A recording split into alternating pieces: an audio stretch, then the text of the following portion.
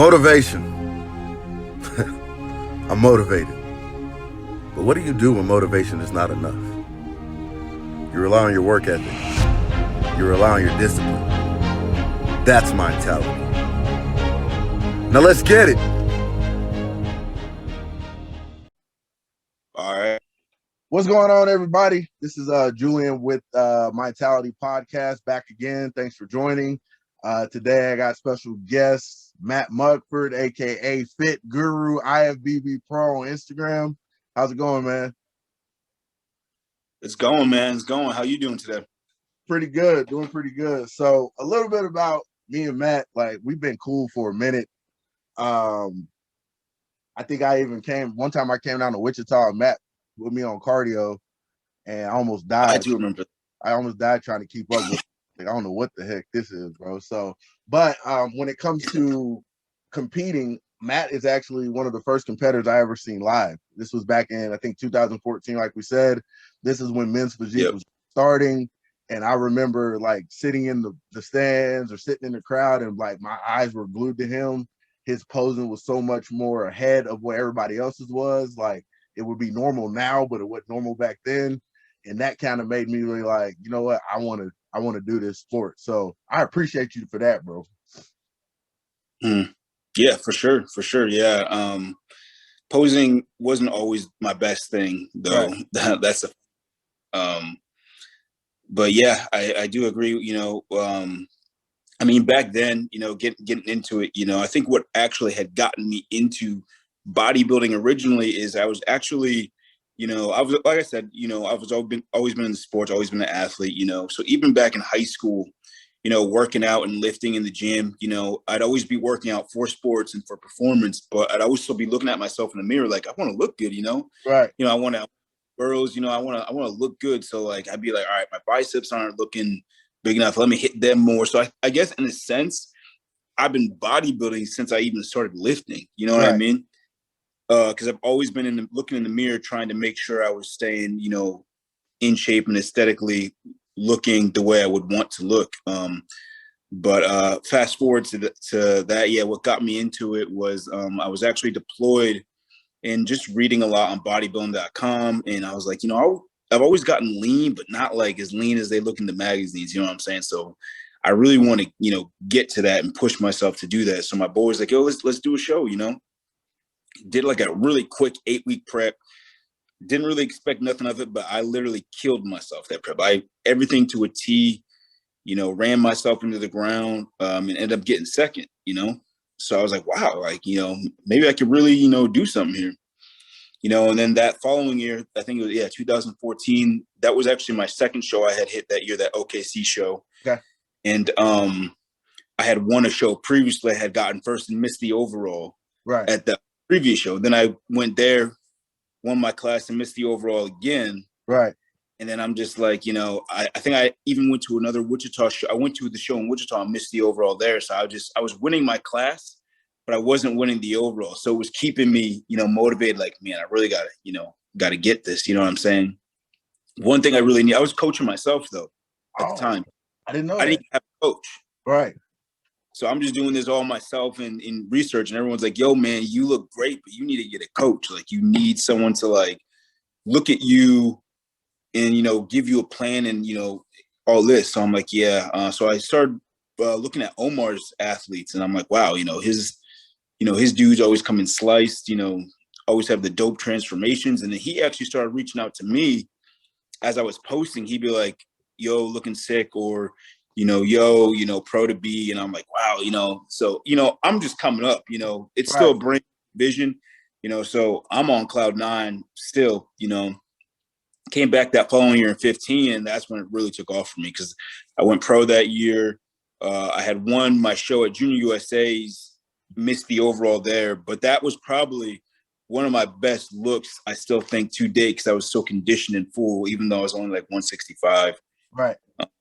But then grinded that year and got my pro card and at Team USA's a couple weeks later. So, yeah. It was a short journey for me to go pro, but I I was grinding the whole time, man. I was grinding the whole time. I mean, I always thought in the back of my head, like, I think I'm gonna be able to do this. So Right. really was just pushing and putting all my eggs in one basket. You know what I'm saying? So you mentioned that, you know, you came up from an athletic background. Oh So yeah. you were a track guy, right? Yeah, I was a big track guy, big track guy. I did wrestling, and I played football 1 year, my senior year I played football. But yeah, big track guy. Track was probably my favorite sport, probably my best sport because I was fast. And that's why Right. they're always on the football team, they're like, dude, you need to just come out and return punts or something. Right. But the issue is my mom thought I was too small. So that was another Right. thing. Lifting, she wouldn't let me play, But yeah, track was my sport. I was very fast, and sprinters in general usually, just from sprinting alone, you build a pretty aesthetic physique just from sprinting. Look at the Olympic sprinters, man, they look ridiculous. You know what I'm saying? So yeah, just that, man. And I always be working, hard in the off season, just even in track, or I always had to be working towards something, I mean, whether it was track or wrestling, and then when I graduated, when high school was done and, I, joined the military, joined the Air Force, I was like, man, I mean, I'm working out, but I mean, it's just like, I just need something to work towards, you know what I mean? I need something that I need to compete, you know what I Right. mean? I need to go against someone. I always want to be the best, So when I found this, man, I was like, this is great, because not only is it like bodybuilding, which I already like, you're competing against other people, you know what I mean? So it was like the best of both, you know what I'm saying? So I've loved it ever since, man. I'm going to keep going for a while, you know what I'm saying? Whether it be like, even if I don't compete, like I'm always going to be bodybuilding, you know what I mean? But yeah, man, that's kind of how it started for me, So I agree, because I'm a very competitive person, as you probably know, and we went back and forth. But this was definitely when I was competing and trying to get back, my outlet of having that competitive energy, because I, like, once school ended and basketball was done, I had nothing else. It's like, and I'm the type of person, like, I'll compete at anything. Like my wife, she say play a board game, like it's going down. She's just as competitive as I am too, so we'll go at it. So I agree, like just being able to set a goal, things like that, and like go for it is great. So I understand that. But where did you, like, obviously background sports wise, food, okay? One of the things I noticed about you, pretty good with your diet at all times. You do enjoy meals sometimes, but it's all like set plan, timing, like you do everything right. Did you start that with being a track athlete, or was it kind of Oh, just dude, like, honestly, it's funny you brought that up. It's funny you mentioned that because I think I was even more strict on myself back then really? than I am now. I mean, dude, it was almost, people would be like, yo, what's wrong with you? Like, cause and people don't understand, man. Like they look at me, they say genetics, Right. which probably true, but I hate when people do that, even if it is true. Cause usually the people that it comes, look at the people that are saying that and who it's coming from. It's Right. like,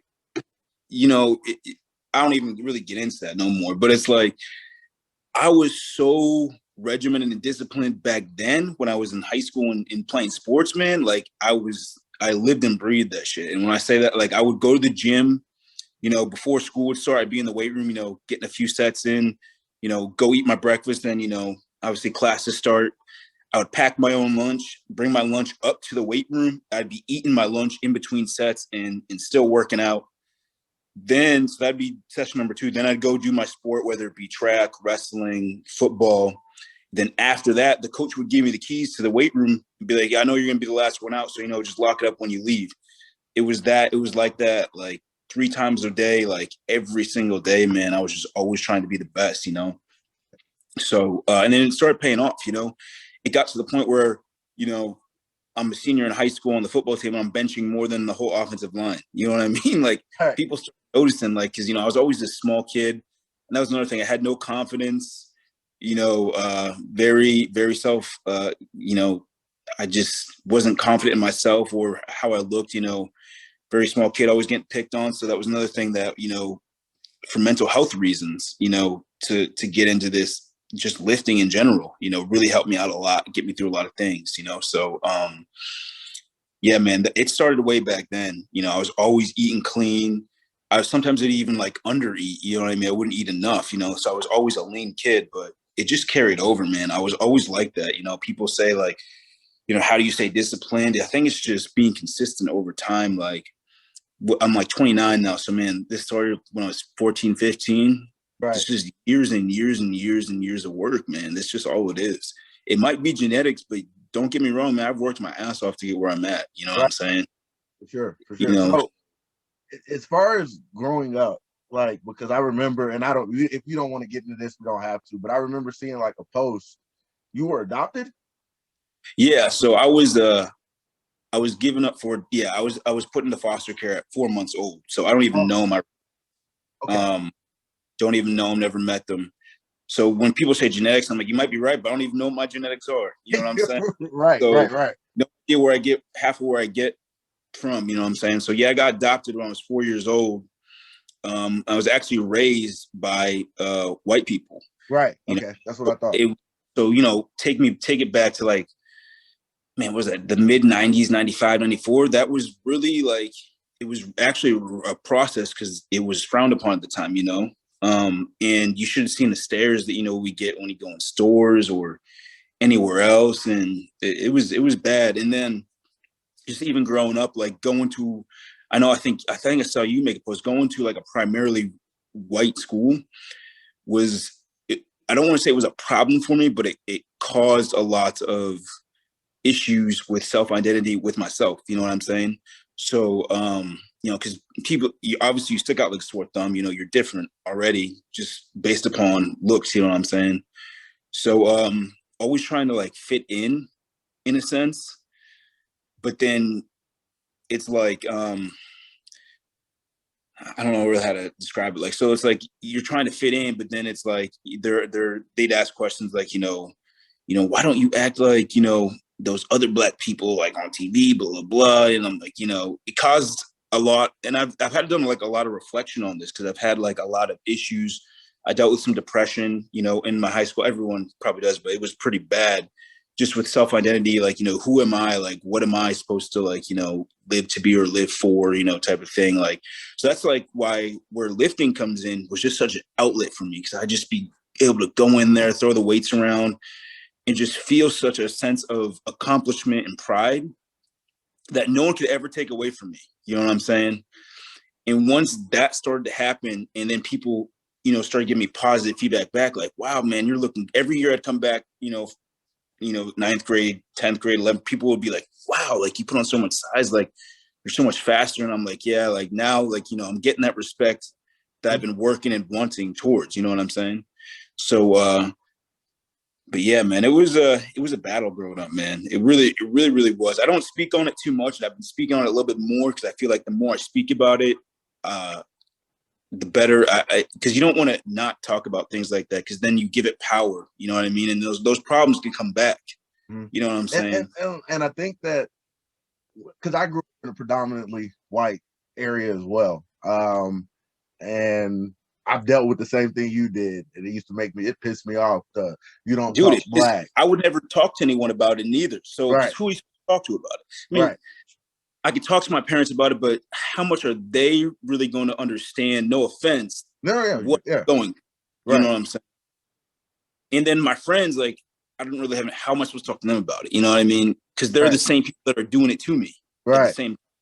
Yeah. You know, and I've had conversations with those people, you know, recently, and they're like, wow, man, I didn't realize, you know, that I was doing that to you or I was doing that. I'm sorry, you know, I'm like, you know, I think that ties into like, you know, the big picture of America, you know, a lot of people just don't understand, you know, so me speaking about it, I feel like is helping a lot because maybe people can maybe understand, you know, half of what I dealt with a little bit, you know what I'm saying? That's what I was getting ready to say. Like using your platform, it's a lot of people that just don't know what we're going through. So I've seen people, even on Facebook, obviously the times we're in right now are crazy, but I've seen people that like I came up with or went to high school with going back and forth with somebody. And then I might interject or intervene and say something. And they're like, oh, well, I grew up with Julian. I didn't know he was going through this. Maybe this other person is correct. But it took me being like, nah, like this really happened, y'all. Y'all just don't see it. And you know who I am. You know me. And it's like the reality check hits. That, yeah, so that too, and I'm glad you even brought that up too, because that ties into, like, it became so normal for me back then. Like, I thought that's just how it's supposed to be. You know what I mean? So it became so normal for me. And then when I actually got out into the real world and started growing up, like, that wasn't normal how I was feeling or being treated. You know, that wasn't normal at all. And I'm like, and then I see this stuff happening recently, and I'm like, people are still saying stuff, and I'm like, nah, now I gotta speak up, because I've been Right. quiet for years. So now I'm Right. gonna keep, I don't care if people get tired of it or not. Right. Because now I see, even myself, I kind of got like awoken, you know what I mean? In a sense, to where I just thought like this was normal things that, you know, people deal with, and really it's not. It's not at all. And that's the problem. It's become so normal that people just think like they just, you know, sweep it under the curb, you know what I mean? And no, it's not. I would It's even, not. the crazy part is it's become so normal, like you said, but it's normal to Black people dealing Yes. with Yeah. these issues. They're like, Yeah. that's just life. And I No. remember like talking to somebody and I'm telling them like, you're right, this has become the norm, but that doesn't make it okay. And we're gonna have kids and we're gonna bring them into a country that we don't need to accept this as the norm, because I don't want them to go through what I went through at school and dealing with professors and being targeted and the racism that I had to deal with. That's not okay to be like, oh, I fought through it, so you can too. No, like, why do you have to? If I fought through it, let's make a difference so they don't have to fight through it. You know what I mean? So That's yeah, a great, I'm that's a great point too. Like, I think at this point, people, well, what's the solution? Man, it's gotten so far gone, and there's so much divide. The only solution to me now is you have to teach the youth and raise the younger generation to not be like that. You know what I'm saying?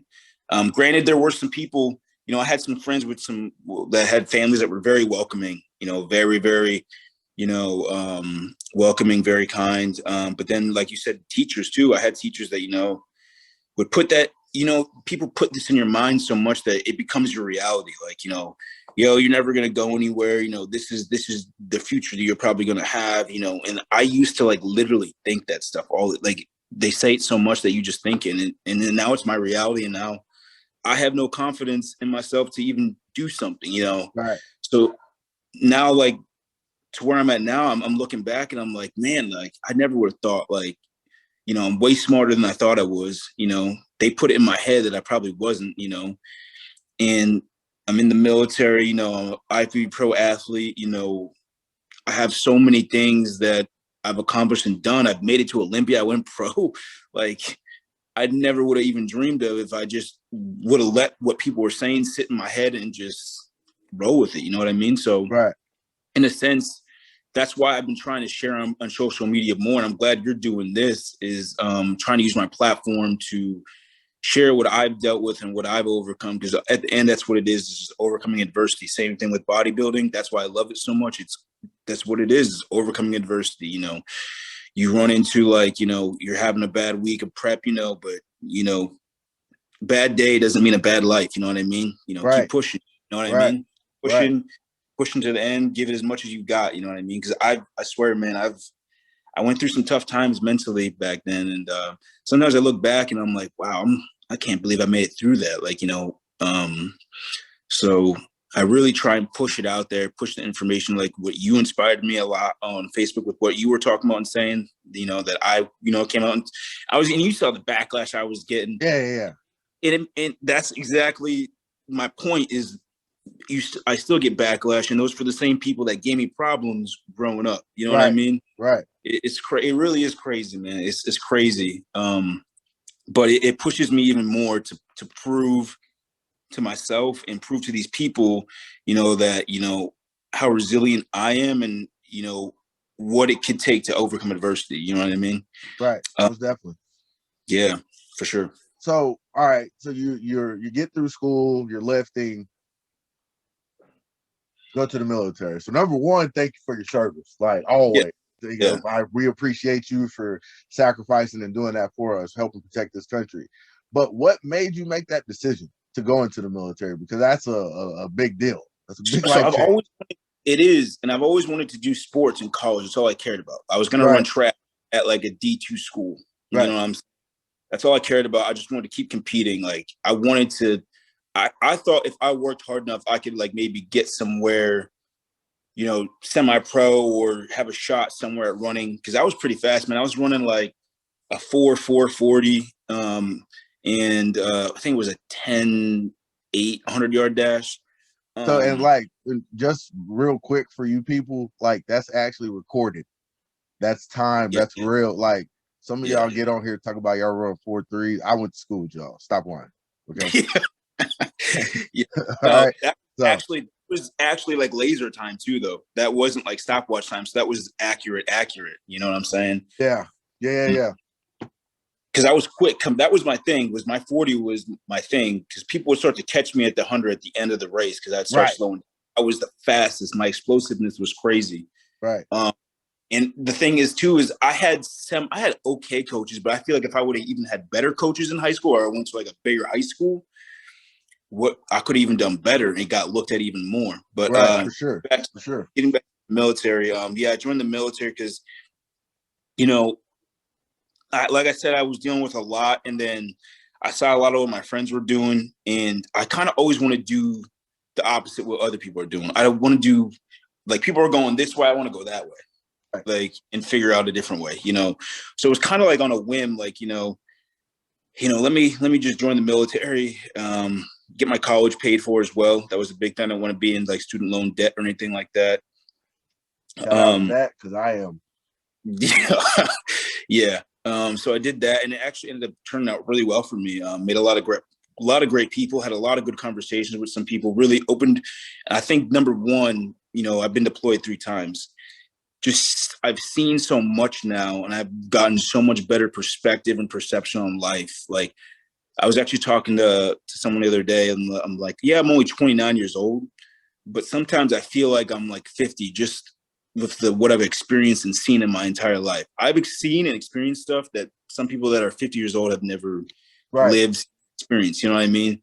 So like, that's something that's huge for me. Like, I feel like I have a lot of perspective on life in general, and that really does help my resiliency moving forward and stuff like that as well. So that's one thing big the military has done for me. Because you see people from all different walks of life, you know what I'm saying? So, and that's like another good thing. That's a big thing about coaching. I hate to get sidetracked about coaching in general, is you got to know different people's personalities as a leader in general. You got to know how to deal with certain people. What I say to you, you might respond and, take great. And if I do that to someone else, they might, get down on themselves and just, it might not work on them. You know what I mean? Right. That's people in general, Yeah. So you got to really get to know people in general and know how to approach certain things. And it's definitely helped with that as well, too. So I call that, because obviously I went to school like for education, so I had to learn that, but it's called emotional intelligence. Yes. And I think that it, like you said, it's not just in a coaching situation. You can really use emotional intelligence on Facebook, if you're being honest. Like, you got to look at the people that you're talking to, which I don't. That's my vice. I just go at whoever anyway. But I know for a fact that if I was to recognize my emotional intelligence like meter and look at a person, there's certain people that I can joke with, ha ha he, and they not take it the wrong way. But it's certain people I know that might be the wrong thing. Even in my marriage, my wife is not really the type to where I can roast her like I would do you and me. You know what I mean? But I'm so prone to do that I don't realize that's really hurting her feelings. Like, she's not that type of person, but that's my EI being off. Like, so I agree, bro. If you can master emotional intelligence, I think it's beneficial in coaching, job, dude, performance, so much. Yeah, for sure. That is a huge thing that I think people in general just lack these days. Right. And I don't know where the ball is getting dropped. I don't know what's to blame for it, but I've realized that myself reading a lot of books. That is one thing I've really tried to, do differently is I step back, because now, like, in the military, I'm an E5, so I'm a supervisor, I have a couple people under me. So I look at certain people. On that. I know that's a big deal, man. So you have to be able to, like I said, certain approaches, certain leadership tactics work different on different people. And it might take a little bit to figure that out. You know what I mean? To bring the best out of them. You know what I'm saying? So that's good for you, and it's good for them as well. You know what I mean? Right. So, So okay, looking at the military, one of the things that impresses me about you, so you are currently a student, and what are you yes. pursuing? So I'm just finishing up my degree in psychology. Right. And then I'm going to apply for PA school after that to be a physician assistant. Right. So I'm finishing up that. I was active duty for 6 years, and now I'm in the National Guard. So, Okay. but I'm Okay. still full. I'm still full time. Right. And I'm getting ready to leave next month. I'm switching my career field because I'm a medic right now. It's called cardiopulmonary laboratory. Basically, like what would be a respiratory therapist on steroids in the military, like just everything, a lot of critical care, a lot of stuff like that. It's a very, very long tech school. It's going to be like over a year and a half long. So I'm going to have that going on as well while I'm trying to get in shape. You know what I'm saying? And do shows. I'll be in San Antonio from March, end of March till like end of August or something. Then I go elsewhere. But so the traveling, that's going to be pretty heavy academically. So just trying to, like you said, I think you brought up trying to balance everything, you know, and how to do that. It's been a battle for me because, you know, when I was younger, organization and balance did not exist, man. It was all about football or all about track. And right. my grades were, you know, just enough to keep me eligible. You know what I'm saying? I've gotten better at just prioritizing. It's like sometimes like I'll have to plan my week out in advance of what I'm going to do throughout the week, you know, and people are like, well, they always hit me up, yo, can you do this? I'm like, well, I've already planned this. You have to tell me way more ahead of time. Like what really makes me mad is my one boy always hit me up. He'd be like, hey, I'm going to lift in an hour. I'm like, I don't run my life like that, bro. Like I plan this stuff like in advance. I can't do that. You know what I'm saying? Like I don't have that luxury. You know what I mean? So, that is, been one big thing is being able to, you know, divide my time equally to be, you know, efficient and proficient in everything I'm doing, you know? So that's been one huge thing I've accomplished throughout the years, you know, on how to balance my time. Cause you know, in bodybuilding, it's very selfish sport. Yeah. Very selfish sport. So that's been an issue for me as well. It still is, you know, I'm pretty sure it is for everybody. How to balance your time as to where, you know, it's not all about you, you know. And one big thing is like you got to bring like, so if like, you know, you're married, you know, obviously, you know, bodybuilding, you're going through prep, you know, it's all about you know, your cardio, your meals, your gym time, all your day revolves around that, you know. So the best thing you could do, you know, is try and like, you know, bring the people close to you into that as well. Like, so for instance, you know, if you're having, you know, a cheat meal or something like that, you know, have her join you on the cheat meal or something like that. Or, you know, always turn, you know, you could turn, you want to bring those people into that world as well. You know what I'm saying? Right. Like help understand it as well if they don't, you know what I'm saying? Because it's a very misconstrued and it's very misconcepted by a lot of people. Right. All the time. Yeah. You know, so that's where it comes back to just helping people get to understand, you know. Right. You know, this is what I'm dealing with, this is what I'm going through, you know, just telling them what's on your mind, you know, because you got 1,000 different thoughts going through your mind when you're on prep and stuff like that. So yeah. But the balance it's a very, very, very hard thing to do. I'm not sure everyone I'm not sure if I have a great piece of advice on how to properly balance your life between like if you know you're competing bodybuilding in your career. I've kind of got my own way of doing it. You got to kind of figure out your own niche. But like I said, planning your weeks out or days out in advance would really help, you know. I think what you said is important though, as far as efficiency. Like I would argue a lot of people lack efficiency. I lack efficiency because planning out a week is not easy. No, it's not. And so in order to have the time to sit down and do that, like that's just time to right. That's what I'm saying. Like to have the time to not only do that, but do it accurately to where you are working efficiently is a skill. Like that's something that you've acquired. that a lot of people need to get, because I know even for me, like, it's getting better since I started this. You there? There we go. Yeah. So it's getting better since I started this. As far as like now I have a calendar. I'm putting these assignments here. So I'm knowing that, okay, I know that I have somebody that I might be talking to at 2. I probably need to eat at 1. You know what I mean? Like, I make sure that everything's cut. So I'm getting better at it. But I would argue that lack of inefficiency or lack of being efficient has been a problem for me and caused me not to be as successful in everything, bodybuilding, Yeah, for work, sure. Dude.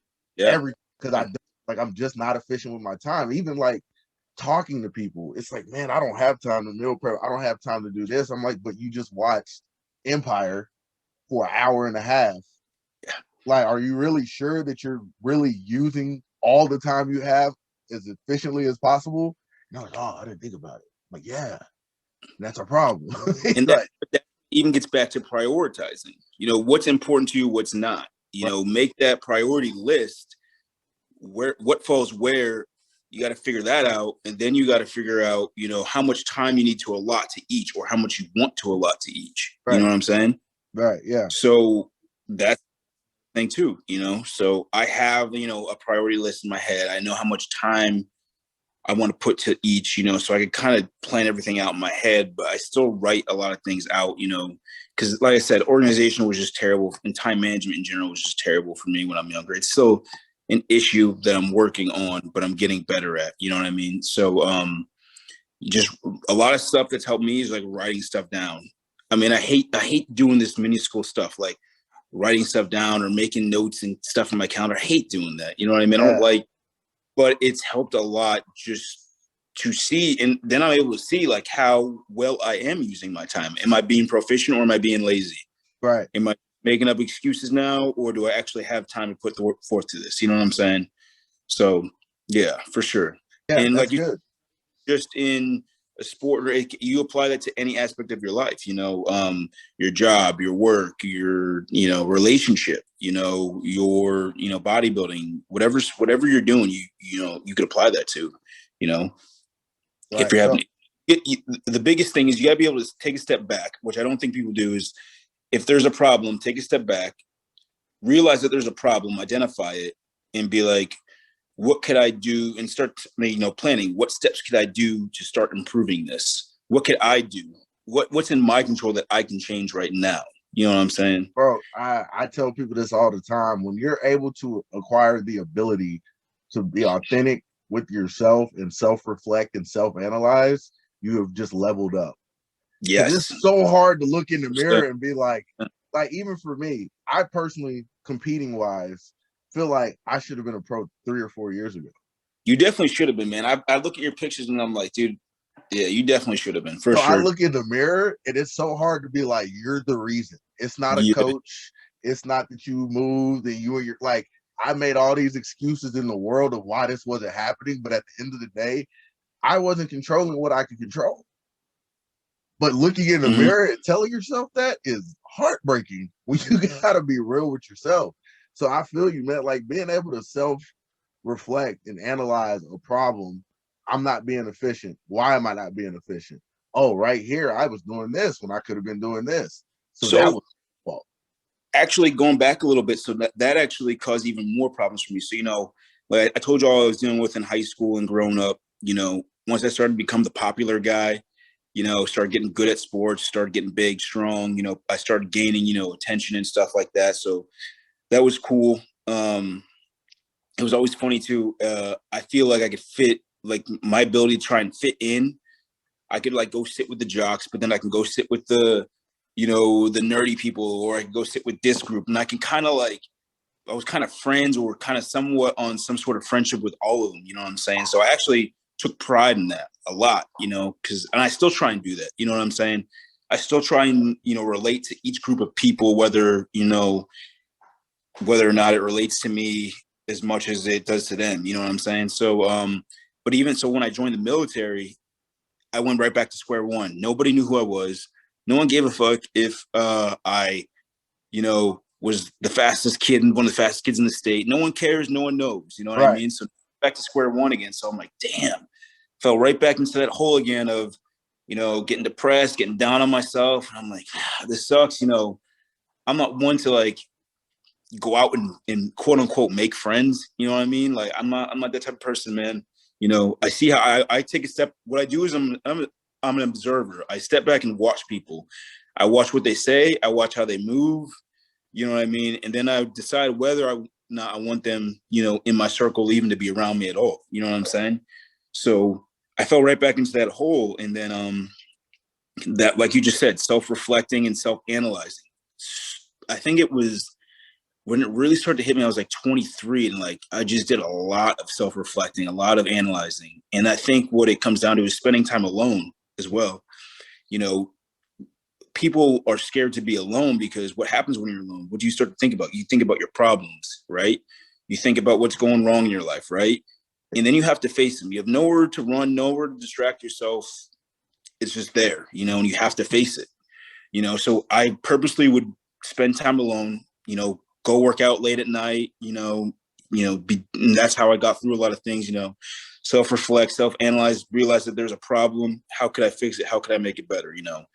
It took a lot of time, to do that, to get to where I'm at right now, because shoot, like even 5-6 years ago, I was nowhere close to where I'm at now, but like you said, that self-analyzing, self-reflecting, people are scared to be alone. But I always tell people, spend some time alone, get to know yourself. I had to even get to know myself and who I was, I thought I did, but I didn't, you know what I mean? And I still do it. Like today, like I think back on stuff I was doing years ago, and I'm like, you know what? I'm still getting to know myself as a person better and better every day. You know what I'm saying? You say that because I'm in the same boat. Like I'm 31, so I'm a couple years older than you. And I done told people several times, like I'm still finding myself at 31 because I was like that. Like, yeah, I was an athlete, but like I'm different. Like you see from I'm black dude. One day I might be listening to Pac. The next day I might be listening to NSYNC. I watch anime. Me too. No you know shit. what I mean? Like it's all over the place. And I feel like that's me finding myself because that's just who I am. Now I'm comfortable with that, but it took a while.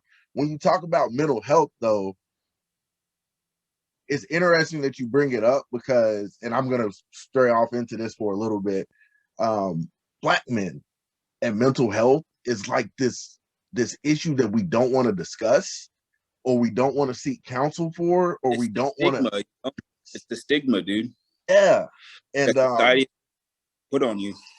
Yeah, so like it's interesting that you say that, and I think it's good for people to hear it.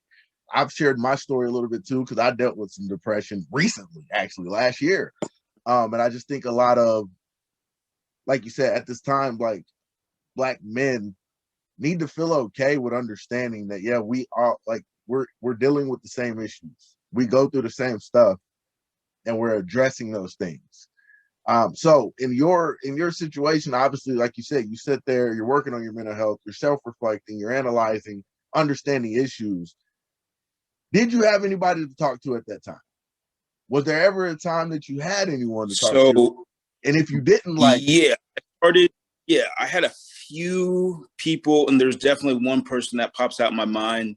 His name is Marlon Lancaster. I remember we were out on a deployment and we would talk all the time because, he was dealing with stuff, I was dealing with stuff, just talk all the time, and he's older. He's like, he's in his late 30s. So he was a great person to talk to. Love that dude, man.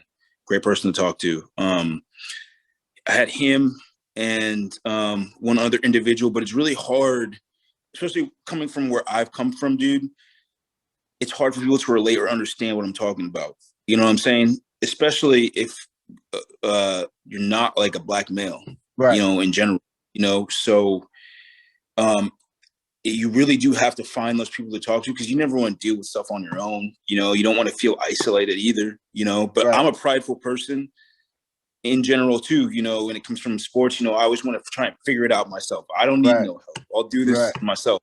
Always been like that. I come to the realization that that's not, it doesn't have to be like that. You know what I mean? It's okay to go to someone to talk to for help, and I always used to be so ashamed when I have to go do it, but I'd be at a breaking point where I had no other choice. I remember the one time, like I was like almost breaking down, opening up to him the one day, and I'm just like, you know, but then after you're done, you're like, you feel better. But it's like society has put this like stigma or like, you know, on black men in general, to whereas like, you know, you need to be strong, you know, you need to be this, you need to be that, you shouldn't do this, you shouldn't do that, you shouldn't talk that way, you shouldn't act like that, you know. It's just crazy, man. It really is. And it wears on you. It wears on you a lot. And I've seen it, you know. And you know, because one of my brothers, you know, he lives in, you know, Philadelphia, and like, you know, I see what he deals with, and not everyone sees that, you know what I mean? I wish there was a way that people could like see this stuff, you know what I mean? So like you said before, the only way, you know, to do is talk to people. And, you know, there's some people you waste your, you know, you put your time forth, and then there's some people where, you know, you just don't even bother wasting your time. I could pick those people out pretty easily. Now, if you don't want to have a conversation, I could figure that out pretty easily. We'll just keep it moving. I won't even waste my time. But yeah, just turn to someone to have someone to talk to. Yeah. I only had a few people, but it was enough to help me get through it. I dealt with a lot of stuff alone, though, for sure. I dealt with a lot of stuff on my own. A lot of stuff was me reading, or, you know, just being alone and self-reflecting. But yeah, I definitely recommend for other people, though, to try and find someone to talk to, because it just helps much more than, you know, dealing with stuff by yourself. Swallowing my pride and doing that was a big issue, but it's helped a lot. For sure. So now we talked about that. Let's get back to fitness. Not that I'm just like nonchalant, like, okay, but no, that was good conversation. Like, and I appreciate you being vulnerable at the time to share that. Because there's going to be somebody, like I told them, I had somebody share on their story with Liz the last time, where she shared about her eating disorder, and that person really like connected with that. And for me, that one person's enough. So somebody's going to connect with what you just talked about. And if it's 1, 2, whoever, like, I know they will. So I appreciate that. But men's physique, you are a IFBB pro, you are an Olympian, you won a show. I've been a fan of yours and your physique for a minute. Where do you see the division going? What direction do you see it going? That's a good question, man, because I've been talking to my homeboy about this for a minute, man. So you've been following the sport since it began too. Yeah. I like where it started. I liked some of the people that were on top of their game back at the time. Like, I was a big fan of, I liked Buendia, great physique. Sadiq was cool, great personality, good ambassador, but, you know, he's kind of gotten phased out, you know. It's hard to tell at this point, you know, because like you just said, the physiques that they go for at certain shows, you're like, what really are they going for? Right. It's really, really hard to tell. And physique is just the most unique category, in my opinion, in the whole IFBB, because there's no set standard, really. Right. You know what I'm saying? No clear set standard, where bodybuilding, there's a set standard. Bikini, there's a set standard. Figure, you could tell it's easy to tell. But when you put physique guys together, you got like so many different types of physiques. And it's like, that's why it's hard, you know, and it's hard for judges too, man. You know, it's like, what if one judge likes this guy, but the other judge likes this guy? So are you going off personal preference, or are you judging off of like a standard, or like there has to be a certain set? We're looking for this, and this, and everyone's got to be on the same page. Right. Otherwise, it's just going to be like, well, who's your favorite? Right. And that seems like it not happens all the time, but it happens here and there, and I see it. You know, but it's gotten so deep, you know, and the progression of the sport has grown so quickly. Like, for example, take basketball, for example. Look at the progression of basketball just in the last 20 years. Look how much, look at the athletes, like the amount of quality athletes. You know, I'm a big Jordan fan, but, you know, put him in today's league, would he really be as good as he was then? I don't know. Right. I would want to say, yeah, but it's like, man, just the quality of athletes is just all over the place, man. Right. That same thing with just Jordan, though, like, because I think Jordan probably would be okay because he was so far ahead coming up.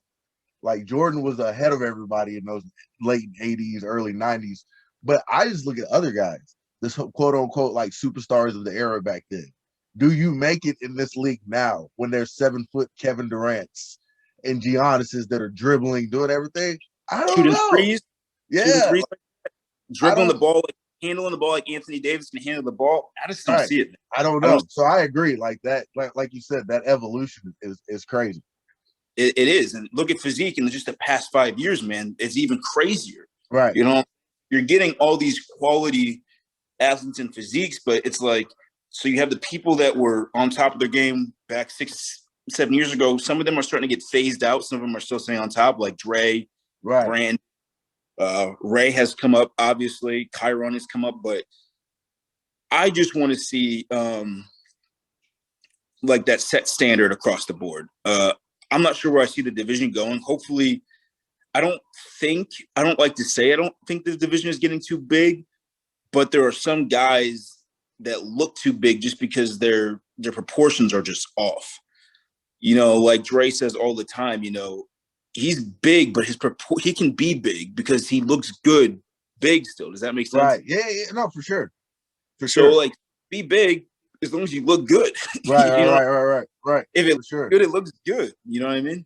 For sure. So okay, so 2 questions. You answered either 2. I'm about to put you on the spot for one. The other one's just a regular question. So this is the regular question. Knowing how judging is right now and there not being a standard, is your goal just to be, I'm bringing my best and I'm getting on stage, my best look? Or are you trying to cater to judges and bring a look that they think that they'll like? And my second question, should men's physique be making more money? So first question, great question. So I used to get feedback from judges and they'd give me feedback and I would follow it. But then I'd be working out a certain way and I wouldn't really be enjoying how I'm working out as much. So then my preps would suffer and then I just get mentally into this kind of like, I'm just kind of going through the motions type thing.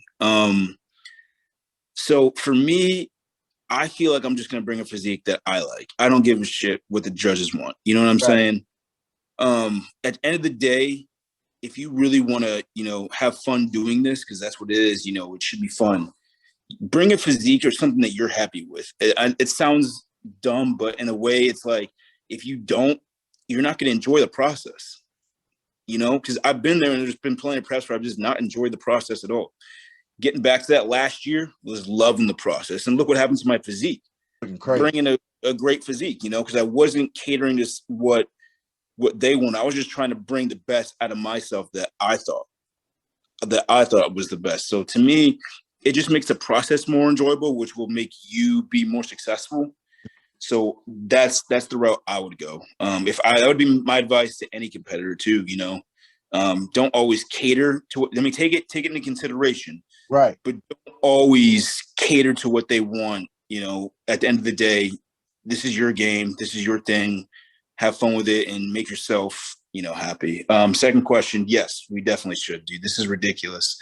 Honestly, if I'm speaking the truth, look who that's what we like here. Speak the truth, man. Yo, it's like, this is this thing that gets me all the time. I'm looking at it like who's on the cover like of all these magazines? You know what I mean? Who's right. You know, what can people relate to the most? Like if, you know, you have a 7-year-old kid look at like, you know, a bodybuilder, he's going to be like, but he looks at like a physique guy. I was like, wow, he looks good. I want to look like that. I mean, that's how I was looking at these guys when I was growing up. Right. I'm pretty sure, you know, it's more relatable. Like, you could be an athlete and then be a physique guy too, like George Brown, you know, big athletic background. You know, that's more relatable. It's more like, it's more functional. Well, heck, even Raymond played D1 basketball at Penn State. I don't think a lot of people knew that, but like he was. I didn't even know that, but I knew he's a baller. He's a baller. Yeah. You know what I'm saying? Like, it's just like I said, it's more. I talked to Chase about it a little bit. It's just more functional. Like I want to be the guy to still be able to sprint. Mm-hmm. I want to be able to still bench a lot, you know, and do that. I couldn't do that if I was a bodybuilder or a classic guy, probably. You know what I mean? It's just more longevity wise, like, you know, going into the, you know, the later years of your life. I feel like this is definitely a more, it's definitely more appeasable division, but we sell. I mean, look at our followers on IG compared to some of these bodybuilders, like some of the top physique guys. You know what I mean? Like, it just, I don't know why we aren't. I don't know what the reason is. It doesn't make sense to me at all. I'm actually like kind of just blown away that they haven't done anything about it. You know, we're the ones. I mean, Dark Sport is all physique guys, basically. You know, you look at VQ, all physique guys. You know, all these companies, dude, are just like mostly physique guys, and that's just facts. You know, that's what it is. So we're bringing all this revenue into these companies, but we're not getting anything out of it. Right. You know, it's like, at least cater to your athletes or help us out. Help us help you. Right. Because in the end, like, dude, you know how much money a prep costs. I don't care about a $2,000 check. That doesn't do nothing for me. So a couple things. Let me ask this first. Well, before I do that, I'm about to share my screen. I just want y'all to understand. Can you see that? Yeah. That's the YouTube, right? Hold on. That's wrong screen. Hold on. Is this you on there? Yeah. Okay. I just want people who are watching, this is what we're talking about. Like, that looks crazy, bro. And what's funny about that is I was actually kind of flat. I was really flat there because that was before my refeed. Right. So I actually, and fasted, that was first thing in the morning. But yeah, I was on point, man.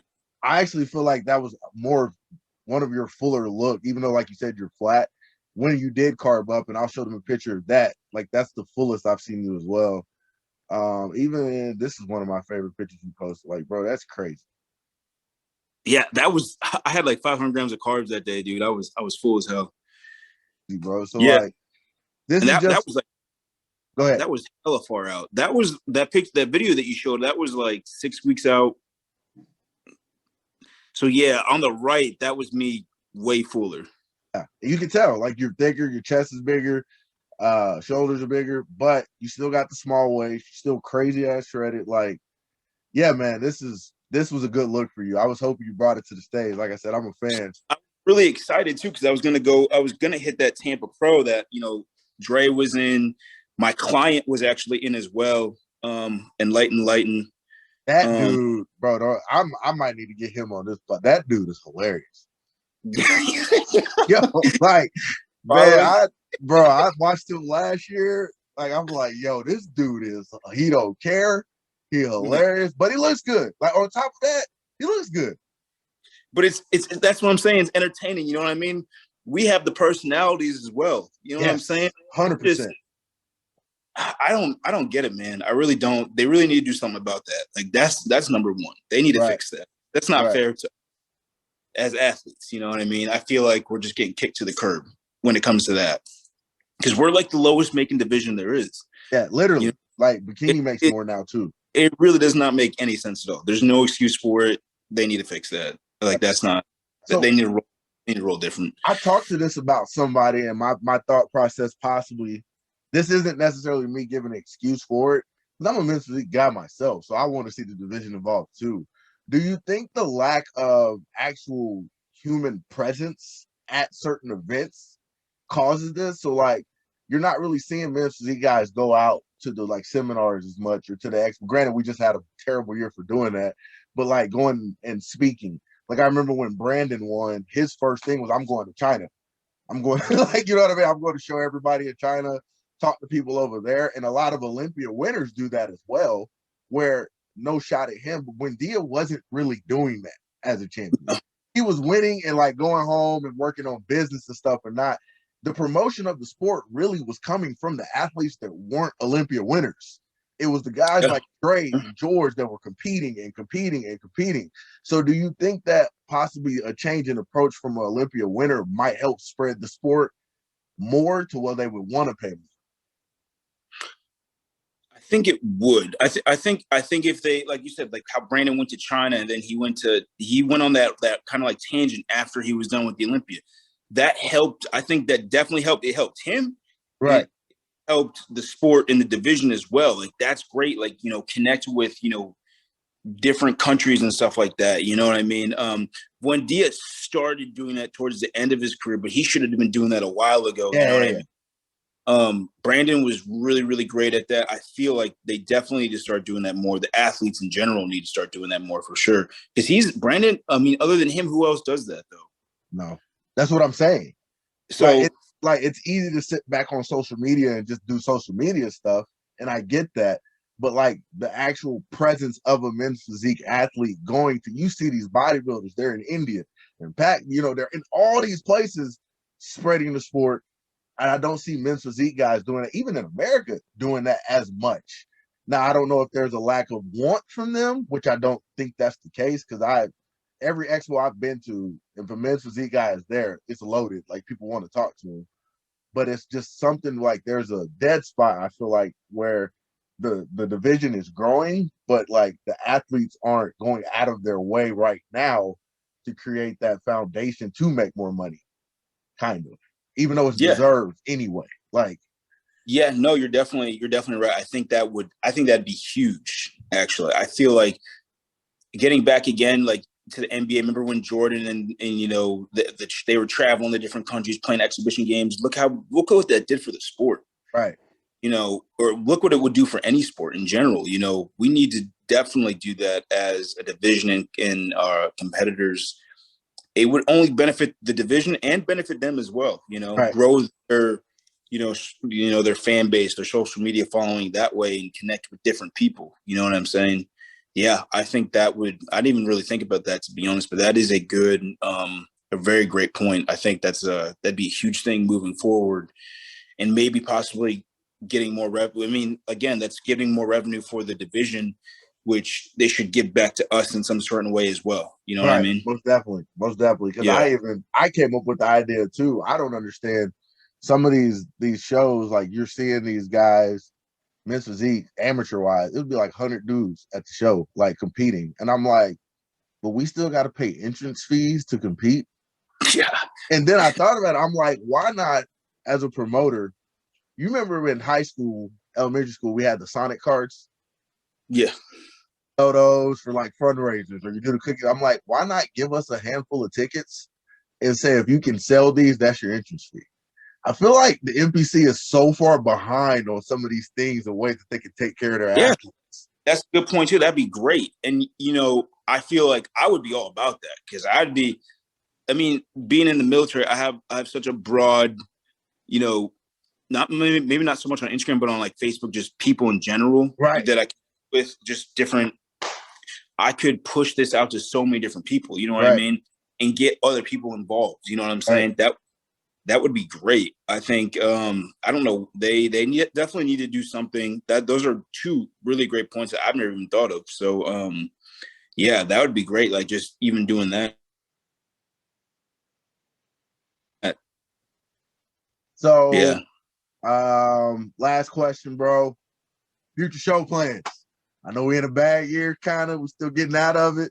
We talked a little bit about it prior to starting this, but what's your plans this year? Plans as far as so there's some shows in Texas, which I'm going to be in Texas. The San Antonio I might drop. Yeah. So I love it down there. A lot of competitors down there and stuff.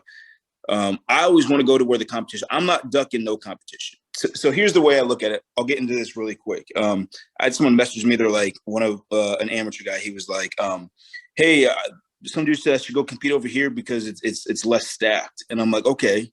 So if you do that and you win, how would you feel beating a bunch of scrubs as you would unless you lost to some really dope guys? You know what I mean? Right. I'm the type of person, I don't want to be at Olympia if I'm there for a participation trophy. I'm not going there just to be there. You know what I'm saying?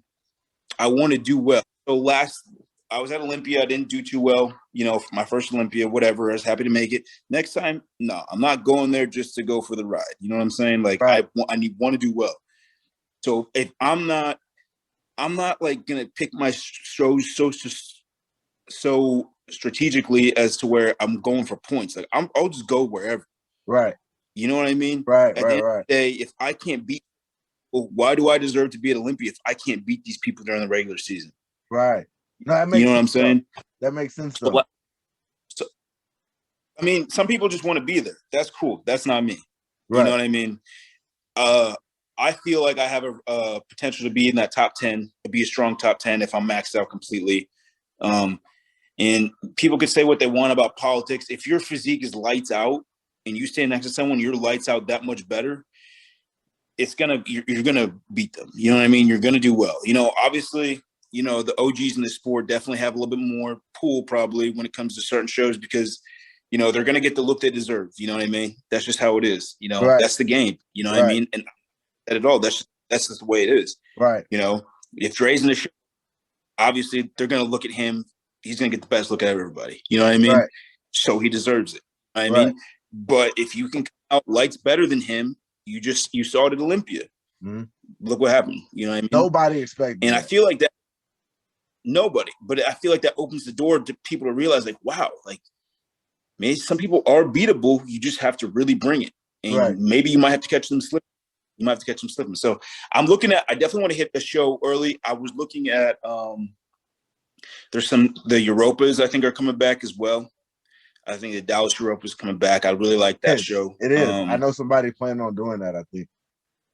The Dallas Europa. Is it? Yeah, so I definitely would be interested in that. I love Dallas. So I'm going to slap into one of those, but I want to go to some big shows. Like I want to go to the tier 1 shows. At this point in my career, man, especially like I told you, I don't feel like I've maxed out my physique to where it needs to be. It was really getting there last prep. Yeah. And even back when you showed me those videos, like, man, I was getting there, you know. I really want to see where I stand next to someone like maybe like Dre or like Chiron or something like that, and then go from there, you know? Right. And I think, like you said, dudes they don't look at themselves in the mirror and give themselves an honest look. Like I can look at myself in the mirror and be like, you look like shit. You have shit you need to work on. People don't do that. You know what I mean? They're too busy with the yes man around the camp. Now I'm gonna tell you the truth. That hurt me. Yeah, I did start looking good, but it was everybody, mom, friends. Man, you look awesome. I'm like, man, you're right. Yeah, I can chill out. I ain't gotta go as hard. Like I look good. That really messed me up mentally, bro. So yeah, you're right on that. Yeah, you can't be wrong. I mean, you're gonna have those yes people, you know, especially people close to you. They're not gonna tell you look bad. You know what I'm saying? That's why it's good. I have my boy, my coach Brandon. He coaches me, and you know, he tells me, you know, you're off. You know, he makes me send him this long check-in of like how my week went. You know, if I need a rest day, I take it. You know what I mean? But no, man, you have to have those people that tell you, yo, you look like shit. Omar does it all the time. Bro, you do it to me. I would appreciate when you do it to me. Like, especially last year. Like I said, I still got work to do. But at one point, I was like 270. Like, I was bad. I was out of it. I remember you being like, bro, you fat. Like, not that that's the best way. You can deliver that to me because you know how I am. But like you saying that did wake me up. Like, dude, I really need to like get it together. Like, I didn't take it as you being like you're just like, bro, like you getting big. Like you need to relax, do something. Stop posting throwback pictures all the damn time. And I'm like, bro, I do that too. Really calling me on my stuff, bro. Because I was like living in 3 years ago because I look huge, and I'm like, so I'm just gonna keep posting this. But that's it. Getting into it real quick, that's the problem with physique and what you said, the direction it's going. Everyone is looking like, oh, like I talked to my boy Jet the other day. He's like, oh, I'm gonna put on more weight and try to get up to 210. I'm like, why? I'm like, the last package you just brought, almost flawless. You just need to come in a little bit sharper, put on a little bit more muscle. I don't think getting bigger everywhere was necessarily the thing you had to do. Right. And I feel like if someone doesn't do well, that's their main go-to. I got to get bigger. Right. Maybe you just need to get your shoulders a little bit bigger and then bring your chest down a little bit and maybe be the same weight you were on stage. Right. You know, reshape your physique, not just get fucking bigger. You know what I mean? Right. Like, that's not always the answer. And I feel like that is the reason why you're seeing a lot of these guys come in like just unproportionately big because they think the answer is just get bigger because Dre's bigger.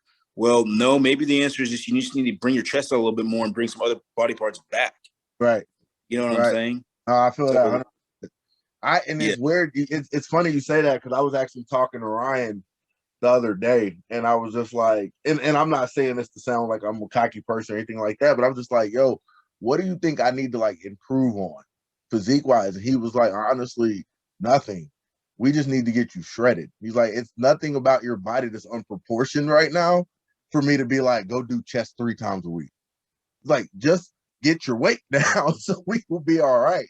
So I agree with you, because at my point, I always thought I need to be hitting my chest. I need to be hitting my chest. I took a couple of pictures and I'm like, well, not anymore. Not like that, what I was doing. And so it was like, but when I did feel like my chest was my weakness, like you said, my approach was, okay, I need to hit upper chest by itself at least once a week to really focus on bringing that out. And then I hit a regular chest day to try to address that weakness. That was it. Like, nothing else. Is pretty simple, kind of like you're saying. So yeah, I do agree, because the first thing I hear is a person say, I need to get bigger. I need to be fuller. I was flat. Like, bro, everybody, y'all, all y'all talk about being flat. I don't see the difference.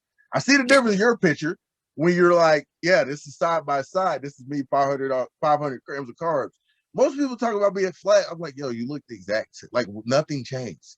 Yeah. It's like a scapegoat. It's like you know what I mean? Whatever. You know, I see, like I said, I see what people say, and I'm looking at them and I'm like, yeah, that's not it, man. That wasn't that. Oh, that wasn't it. But if that's what, like I said, if you need to tell yourself that kind of stuff to make it okay, that's exactly why you're not going to be where you want to be. You know, right. I'm the first person to be real with myself. And like, if I get beat, I'm like, yo, I got beat. I got destroyed.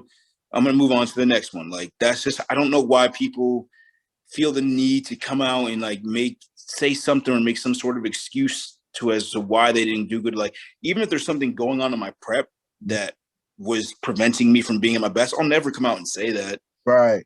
And I'll just keep that to myself. Like, right. that people don't need to hear that, nor do they really care. Right. You know what I mean, they just care what you look like on stage. Yeah. And if you executed it or not, that's it. That's just how it is, you know? And real quick too, I feel like, well, I'm going to ask you a question. What do you think about some of the men's physique posing nowadays? Oh man. So I love posing. Like, I love our division. So we both know that.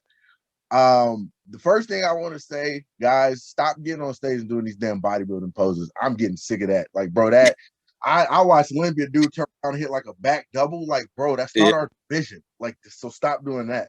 But I think that you can look at certain guys on stage and see who is really practicing their posing and really looking to make their illusion better, and some people that aren't. I would argue that I love his physique. Chiron still needs to improve his posing because he messes himself up a lot in that area. He's very like mechanical. So like when he hits his transitions, it's like this and it doesn't flow. And then also like he doesn't hold as long as he should. So I think if he was to get that, it might make him move up a spot or two. But for the most part, like I like where the posing's going in our division. But that whole bringing the bodybuilding crap in and hit the side chest and like, that's got to stop, bro. It looks stupid. Like, I don't like it. It's not men's physique. Go to classic. Well, like you just said, the illusion of making yourself look better than somebody else. So I always tell people this too when I'm teaching posing and stuff. I'm like, someone can look better than you physique wise, but if they can't pose and present themselves to look good, and you can present yourself to hide your weaknesses and show your strong points, and they can't do that, you're going to beat them. Bro, even though they might have a better physique, just because they cannot present it the way they need to. Chula, the dude from Colombia. Yeah. Like, bro, your physique is incredible. Can stand with anybody. He poses horribly. It's frustrating. I'm like, yo, you should be a top 7, top 8, top 6, fight for top 5 guy. But you're going on there, you're trying to do the Dre pose, which another thing, y'all got to leave that alone if y'all can't hit it. Tired of that. Yeah, for the life, you look terrible. Don't do that pose. That pose is probably the worst pose for you to do. Yeah, bro. But it's, I mean, people even like, and George, everybody was hitting the X, which I get. That's a little bit better, but like, it's a trend following type thing with posing. So now everybody wants to hit that front pose, and you shouldn't be doing it. And he does it. And it doesn't look as good on him. His back pose ain't great either. So like, I feel like he legitimately drops himself in spots because he cannot present his body the right way. And in our division, any division, it's important, but our division, that's 2 or 3 spots easy if you're not posing the right way. I would even say one of Popman's biggest improvement was his posing. Yeah, he did. Yeah, dude, you're definitely right about that. That's one thing I definitely noticed. Definitely maybe a little bit physique, but not even so much physique because he was really the same weight he always is. It was just the way he was standing at certain angles. There's certain angles that he could hit, and it's just physique looks 10 times better. Yeah, bro. You know? And he so you see it, people get it. Some people don't. Some people do some have people physiques that yeah. Okay, I guess you can pose that way and get away with it. Cool. But yeah, I think that posing is important, and I think that it separates our division a little bit with the way we pose. And I personally say, like, if you're not practicing it and you get doxed for it, that's your fault. But I think you should get doxed for it. I think every division should, honestly, but ours especially, because it's not like they're asking us to do a whole lot. No, not at all. And So, I actually lost when I did Junior USA's. I won my class, but that one you have to place top 2 overall, I think, or top 3 overall. I literally got told by Gary Udick, you would have won the overall if you wouldn't have been posing your back like that. right. It was so bad. I was over exaggerating so much to the point I didn't even place top 3. He's like, if you just held your back pose and put your arms down a little bit more, he's like, flawless. Right. So at Team U, I did that, went pro. Last thing I'll say. All I did was keep my pose. That's it. And the last thing I'll say is guys get so lost in trying to imitate pros and not make their physique look their best. And that's a big problem. Like, I'm watching some dude, like one of the dudes I like, his pose is different, but the I'm Swole kid, Kevin Wynn, he's a dark sport athlete. He kind of moonwalks and does. I like that personally because, like, I'm like, bro, your transition's fire. But not everybody can do that. So you getting out there and try to do that is gonna make you look dumb, just like doing the Dre pose. So yeah, it's cool. I've worked with several guys, and this is what I'll say. I'll be like, yo, our first posing session, we'll work on some stuff.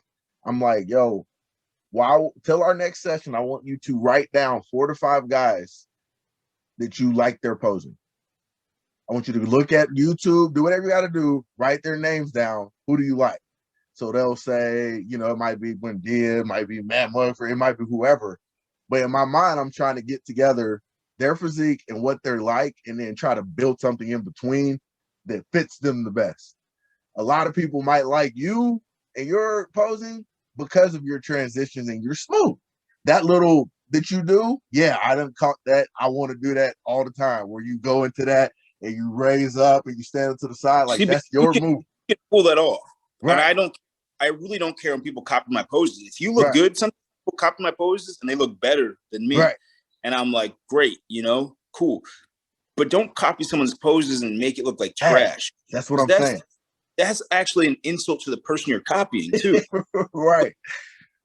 Don't do it like that. Like, I don't understand it. Like, they gotta really get it together in terms of that. And I agree, and that's what I'm saying. So that's why I tell people, like, get an idea of what you like, and then we'll figure it out from there. But it doesn't mean that because you see Matt do that pose that we're gonna hit it if it don't look right on you and you can't transition into it properly. Yeah. You know what I mean? I've helped the guy out. One of my teammates, Micah Thomas, great physique, steady developing, steady getting better.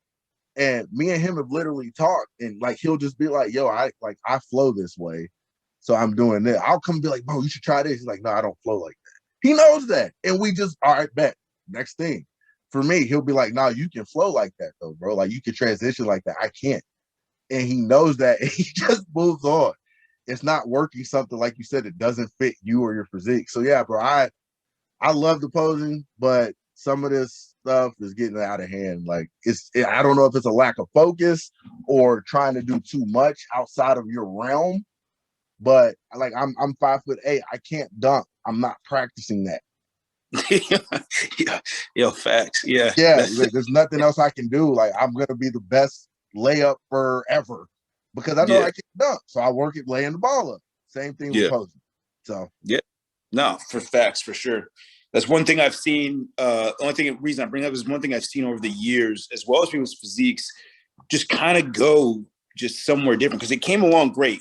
Obviously, it started terrible. Yeah, it rest. There was a certain year where I feel like we hit a good spot. Everyone's posing was pretty unique, and now we're getting to a point where people are just trying to either imitate other people or just do the weirdest things, and it just makes me cringe. And I'm like, oh, why is he doing that? His physique looked great. You just killed it. I don't even want to see you on stage anymore. Yep. For sure. Yeah. All right, man. I think I'm gonna end it there.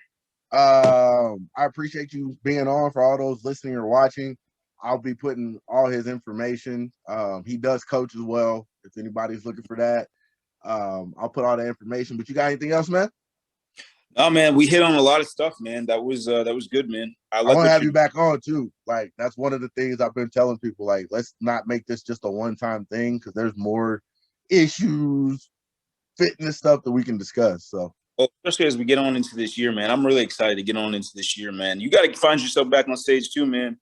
I've been saying that, man, especially when you turn to the back, man. I don't think there's anyone probably that can really stand with you. If you really get peeled, I just don't see it, man. I really don't. I'm trying, man. Coach is on me, Ryan on me right now. So, so I'm hoping to get there. Yeah. All right, man. I appreciate it, bro. Everybody listening, y'all for joining. Y'all have a good